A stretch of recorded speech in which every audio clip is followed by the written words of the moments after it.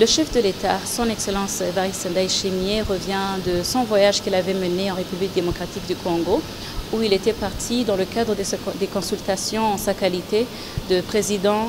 en exercice du mécanisme de suivi de mise en œuvre de l'accord cadre pour la paix, la sécurité et la coopération en RDC et dans la région. Durant son séjour en RDC, il a pu faire des consultations avec les autorités de ce pays, notamment son Excellence Antoine Félix Tshisekedi Tshilombo, qui d'ailleurs est son prédécesseur, lui avait passé le témoin de la présidence du dit mécanisme au mois de mai dernier,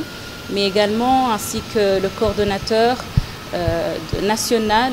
du mécanisme de suivi de mise en œuvre de dit accord en RDC. Toutes les consultations qu'il a pu mener avec les différentes autorités et responsables en RDC ont pu mettre en exergue la nécessité de redynamiser l'accord cadre, mais également de mettre en place un mécanisme de suivi de sa mise en œuvre, un mécanisme de rapportage des pays signataires qui se sont engagés à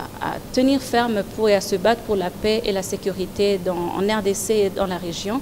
afin que chaque pays signataire puisse avoir cette obligation de résultat, puisse rendre compte de son engagement et du pas déjà franchi dans la mise en œuvre de cet accord. Les fruits, le rapport de toutes ces consultations que le chef de l'État burundais a menées en sa qualité de président en exercice de mécanisme de l'accord cadre d'Addis Abeba pourront également être soumis lors du prochain sommet des chefs d'État et de gouvernement de l'Union africaine, qui est prévu pour très bientôt, en date du 17 et 18 février de cette année à Addis Abeba, afin que d'autres pays